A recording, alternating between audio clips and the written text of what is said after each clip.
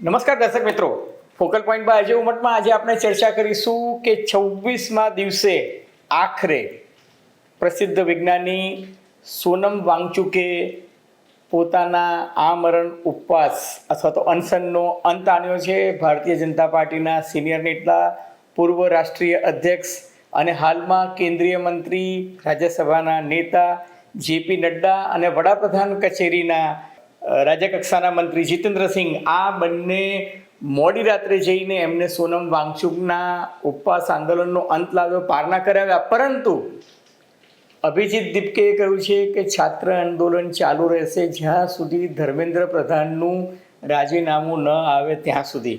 બીજું મહત્વનું ઘટનાક્રમ એ છે કે વડાપ્રધાન નરેન્દ્ર મોદીએ ગુરુવારે રાત્રે એકાએક સેલ્ફી સ્ટાઇલમાં ઇન્સ્ટાગ્રામમાં સેલ્ફી વિડીયો લઈ અને એક મહત્ત્વની પોસ્ટ કરી. એ પોસ્ટમાં શું કહેવા માંગતા હતા? અને ત્રીજું કે આજે 3 મહત્ત્વના ઘટનાક્રમ બન્યા છે. એમાં જીતેન્દ્રસિંહ અને જેપી નડ્ડા વિદ્યાર્થી આંદોલનકારી નેતાઓ સાથે પણ મળ્યા છે અને એવું લાગી રહ્યું છે કે હવે મોદી સરકારનું વલણ ઊણું પડ્યું છે. સરકાર હવે મંત્રણા કરવા માંગે છે, ચર્ચા કરવા માંગે છે અને વિદ્યાર્થી આંદોલન પરત ખેંચાય એ દિશામાં હવે હકારાત્મક માહોલ બનાવવાની કોશિશ થઈ રહી છે. કારણ કે આ આંદોલનનો વ્યાપ દેશના અન્ય રાજ્યોમાં અને મહત્ત્વના શહેરોમાં વધી રહ્યો છે. દાખલા તરીકે બિહાર, પટનામાં પરિસ્થિતિ બહુ જ ખરાબ થઈ ગઈ છે. એથી પણ આગળ તમે જુઓ તો કોલકાતા, લખનઉ, પ્રયાગરાજ, વારાણસી, મુંબઈ, પુણે, નાગપુર, ચેન્નાઈ, હૈદરાબાદ, ઇવન કોચી, કેરલા સુધી જે રીતના વ્યાપ વધી રહ્યો છે એ જોતાં સરકાર હવે નથી ઈચ્છતી કે આ આંદોલનનો વ્યાપ વધે અને જૈનજી સરકારથી નારાજ થાય. એટલે એવું લાગી રહ્યું છે કે એક તરફ સંસદનું સત્ર ચાલે છે, બીજી તરફ દિલ્હીના પાદરે કિસાન આંદોલનના ભણકારા વાગી રહ્યા છે, ત્યારે ત્રીજી તરફ છાત્ર આંદોલન વધુ ઉગ્ર કે વ્યગ્ર ન થાય એ માટે સરકારે મહત્ત્વના પગલાં લીધા છે. કારણ કે સોનમ વાંગચુકની ધરપકડ બાદ તેમને ફરજિયાત જે રીતે સફદરજંગ હોસ્પિટલમાં લઈ ગયા અને ત્યાંથી પછી મેદાંતા હોસ્પિટલમાં એમને ટ્રાન્સફર કર્યા. 20મી તારીખે એટલે કે 20 જુલાઈએ જે રીતના સડક સે સંસદ તક અથવા તો ચલો સંસદનું જે આંદોલન થયું અને એ ગાંધી ચિંધ્યા માર્ગે શાંતિપૂર્ણ રીતે આંદોલન કરતા વિદ્યાર્થીઓ પર પોલીસે જે રીતે અત્યાચાર કર્યો અને લાઠીચાર્જ કર્યો, અશ્રુ ગેસના ટોટા છોડ્યા, એ જોતાં આંદોલન જે રીતે વકર્યું છે એ જોતાં સરકારને એવું લાગે છે કે નાહકનો હવે નવો મોરચો નથી ખોલવો. કારણ કે આ છાત્રોને દેશ વિદેશમાંથી જબરજસ્ત સમર્થન મળી રહ્યું છે. વિદેશમાંથી દાખલા તરીકે દુબઈથી કોઈ એક વ્યક્તિ જે છે ઝોમેટો અને સ્વિગી મારફતે 2,000 ફૂડ પેકેટ્સ મોકલે છે. અને આ માત્ર દુબઈની વાત નથી, અનેક દેશોમાંથી આ વિદ્યાર્થીઓને ફૂડ પેકેટ્સ આવી રહ્યા છે, કોલ્ડ ડ્રિંક્સ આવી રહ્યા છે, પાણીની બોટલ્સ આવી રહી છે અને છાત્રોનો જુસ્સો વધારવા માટે દેશ વિદેશથી લોકો મદદ કરી રહ્યા છે. દેશ વિદેશમાંથી, ખાસ કરીને દેશના અન્ય ભાગોમાંથી, ઇન્દોરથી, મુંબઈથી, કોલકાતાથી, બધી જગ્યાએ જે રીતના વિદ્યાર્થીઓ પોતે સ્વયંભૂ રીતે દિલ્હીમાં ઉમટી રહ્યા છે જંતર મંતર ખાતે, એવું લાગી રહ્યું છે કે સરકાર હવે આ મામલાનો અંત લાવવા માંગે છે. અને એટલા માટે જે 3 મહત્વની ઘટના બની. એકાએક ગુરુવારે રાત્રે વડાપ્રધાન નરેન્દ્ર મોદીએ જાતે સામાન્ય રીતે સ્ટુડિયોમાં વેલ મેનેજ્ડ અગાઉથી જાહેરાત કરી અને વડાપ્રધાન નરેન્દ્ર મોદીના વક્તવ્યો આવતા હોય છે, પરંતુ એને બદલે એકાએક મોડી રાત્રે વડાપ્રધાન નરેન્દ્ર મોદીએ ફ્રન્ટ કેમેરામાં સેલ્ફી વિડીયો લઈ અને ઇન્સ્ટાગ્રામ પર મૂક્યું અને એમનું સંબોધન હતું ફ્રેન્ડ્સ એટલે એ વિદ્યાર્થીઓ સાથે સીધી વાતચીત કરવા માંગતા હોય એવું લાગ્યું. અને એમને એવું કહ્યું કે નીટ પેપર લીકની જે ઘટના છે એ મામૂલી વિષય નથી. લાખો વિદ્યાર્થીઓ અને વાલીઓ અત્યંત પીડાદાયક સમયગાળામાંથી પસાર થયા છે અને છેલ્લા 2.5 મહિનાથી સરકાર પણ અનેક કદમ લઈ ચૂકી છે અને પરીક્ષા પૂરી તાકાતથી નવેસરથી લીધી, જેનું પરિણામ 19મી જુલાઈએ આવી ગયું. અને હવે જે અપરાધીઓને કારણે પેપર લીક થયા છે એ લોકોને કઠોરમાં કઠોર સજા મળે, એ બધા અત્યારે હાલ જેલ હવાલે છે ને એ બધાને કઠોરમાં કઠોર સજા મળે એના માટે સરકાર સોમવારે એક કાયદો સંસદમાં લાવી રહી છે. મોદી સાહેબના કહેવા અનુસાર ગુરુવારે આખો દિવસ એમના અધિકારીઓએ ફાસ્ટ ટ્રેક કોર્ટ બનાવવા માટેનો એક મુસદ્દો તૈયાર કર્યો છે, જેની ચર્ચા કેબિનેટમાં થશે અને સોમવારે સંસદમાં આ કાયદો જે છે એ બને એ દિશામાં સરકાર આગળ વધશે. અને એમને ખાતરી આપી હતી કે નીટનું જે પેપર લીક થયું એ પ્રકારની ઘટનાઓનું પુનરાવર્તન ન થાય એના માટે સરકાર કઠોરમાં કઠોર સજા થાય એવો કાયદો લાવી રહી છે. એટલે આ એક સંકેત થયો કે વડાપ્રધાન નરેન્દ્ર મોદીએ સંકેત આપ્યો કે જેની માંગણી વિદ્યાર્થી આંદોલન કરતા નેતાઓ પણ કરી રહ્યા છે અને સોનમ વાંગચુકની પણ આ માંગણી હતી.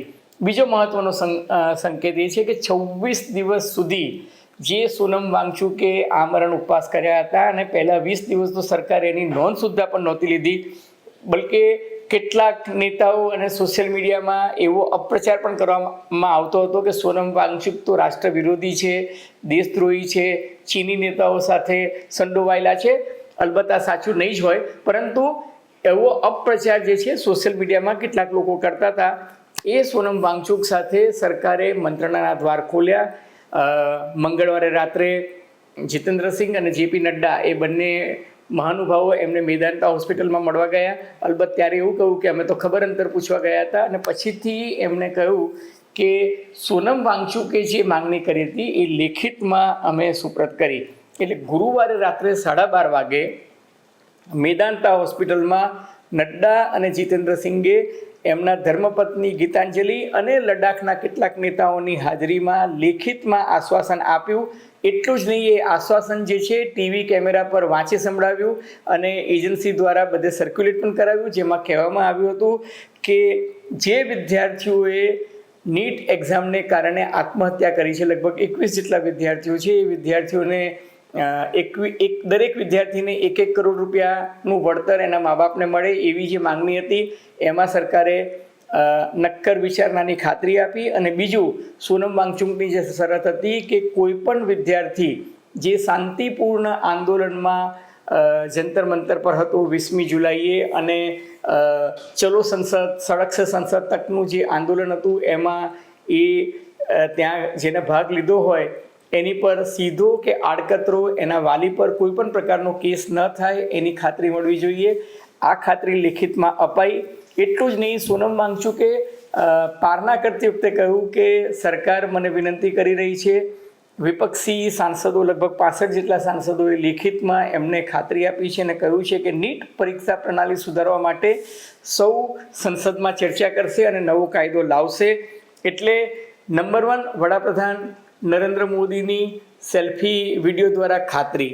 બીજી વસ્તુ કે સોનમ વાંગચુકને સૂપ પીવડાવીને એમના ઉપવાસ આંદોલન જે હતા એનો અંત લાવવો અને વિદ્યાર્થીઓને સોનમ વાંગચુક દ્વારા એ અપીલ પણ કરવામાં આવી કે મહેરબાની કરીને આંદોલન જે છે એ શાંતિપૂર્ણ રહે, હિંસાની કોઈ વાત ન આવે અને સરકારે તમામ માંગણીઓ અંગે હકારાત્મક વિચારવાની ખાતરી આપી છે એવો એમણે અણસાર આપ્યો. એનો અર્થ એ કે એમાં બિટવીન ધ લાઇન્સ તમે જોઈ શકો કે ધર્મેન્દ્ર પ્રધાનના રાજીનામાની પણ યોગ્ય સમયે સરકારે વિચારણા કરવાની ખાતરી આપી હોય એવું લાગે છે. એથી પણ મહત્વની વાત કે સોનમ વાંગચુકે જેવા ઉપવાસ આંદોલનનો અંત આણ્યો અને એ વાત વિધિવત રીતે વિડીયો રેકોર્ડિંગ સાથે મુકાઈ ગઈ, એ સાથે જ રાતના 1:27 એટલે આખી રાતમાં તમે જુઓ કે દિલ્હીમાં કેવા ખેલ થયા. રાતના 1:27 ફરી વડાપ્રધાન નરેન્દ્ર મોદીએ એક ટ્વીટ કર્યું અને ટ્વીટ કરીને સોનમ વાંગચુકને ધન્યવાદ કહ્યું એમને ઉપવાસ આંદોલનનો અંત આણ્યો એના માટે. અને પછી એમણે કહ્યું કે ડૉક્ટરોની સલાહ અનુસાર દવા દારૂ લેતા રહેજો અને તમારું વજન ફરી પાછું હતું એવું ને એવું થઈ જાય, તમારું સ્વાસ્થ્ય સારું રહે એવી શુભકામના પણ આપી. એનો અર્થ એ થયો કે વડાપ્રધાન નરેન્દ્ર મોદી આખી રાત જાગી અને સમગ્ર ઘટનાક્રમનો ટ્રેક રાખતા હતા. હવે ત્રીજો મહત્વનો સંકેત એ છે કે વિદ્યાર્થી આંદોલનકર્તાઓને સરકાર અવારનવાર વિનંતી તો કરે છે કે તમે મંત્રણા માટે આવો, પરંતુ છાત્ર આંદોલનકારી નેતાઓએ કહ્યું હતું કે હવે અમે જેપી નડ્ડા કે જીતેન્દ્રસિંહને મળવા માટે એમના બંગલે કે એમની કચેરીએ નહીં જઈએ, કારણ કે 20મી જુલાઈએ જ્યારે તેઓને મળવા માટે બોલાવ્યા હતા ત્યારે 4 કલાક એ લોકોને બહાર બેસાડી રાખ્યા હોવાનો આક્ષેપ વિદ્યાર્થી નેતાઓએ કર્યો. એમના મોબાઈલ પણ લઈ લીધા અને 4 કલાક સુધી એમને રાહ જોડાવી અને પછી માત્ર 10 મિનિટનો સમય આપ્યો. આ સંદર્ભમાં એ લોકોએ જાહેર કર્યું હતું, એ લોકો એટલે કે વિદ્યાર્થી નેતાઓએ, કે અમે હવે સરકારી બંગલે નહીં જઈએ. સરકારને આવવું હોય તો કાં જંતર મંતર પર મંત્રણા કરવા આવે અથવા તો કોઈ તટસ્થ જગ્યાએ મળીએ.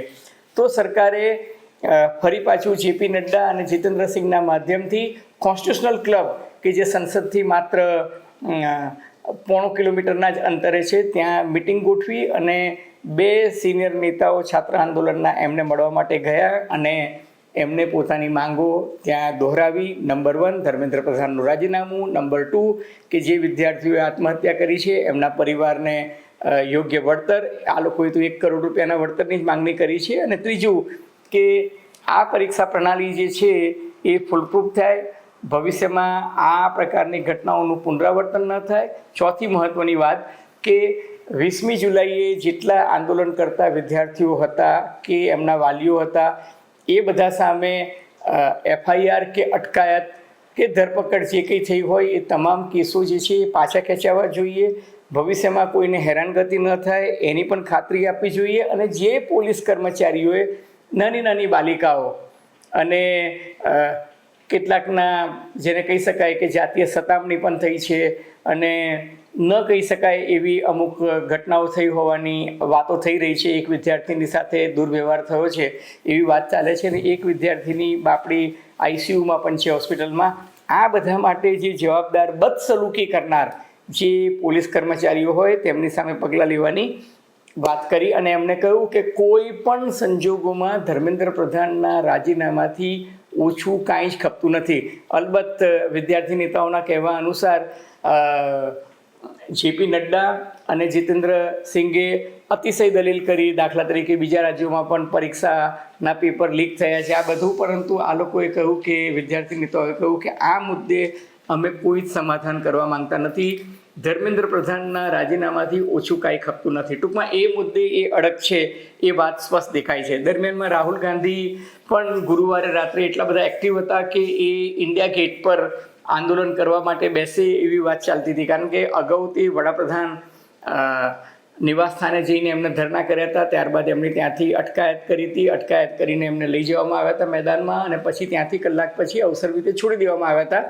પરંતુ ત્યારે ઘણો બધો વિવાદ થઈ ગયો હતો કે એમને ઢસડીને લઈ ગયા, એમની સાથે દુર્વ્યવહાર થયો. પરંતુ ગુરુવારે રાત્રે તેઓ ઇન્ડિયા ગેટ પર જવાના છે એવી વાત આવી એટલે ત્યાં જબરજસ્ત પોલીસ બંદોબસ્ત ગોઠવાઈ ગયો અને ત્યાંથી આગળ કોઈને જવા ન દેવામાં આવ્યા.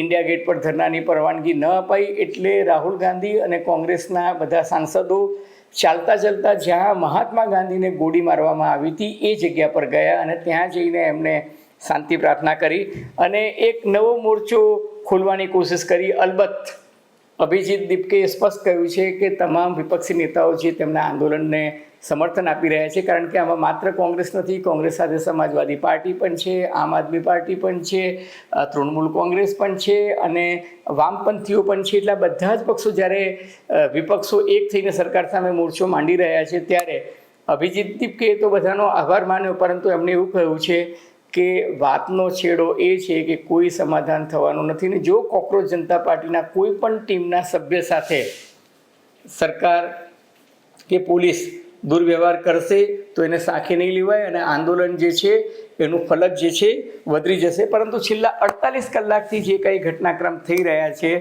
એ જોતાં એવું લાગે છે કે શનિવારે કાં તો ધર્મેન્દ્ર પ્રધાન રાજીનામું આપે અથવા તો સરકાર કોઈ એવી મહત્ત્વની જાહેરાત કરી અને આંદોલન સમેટાઈ જાય એ દિશામાં પગલાં ભરશે.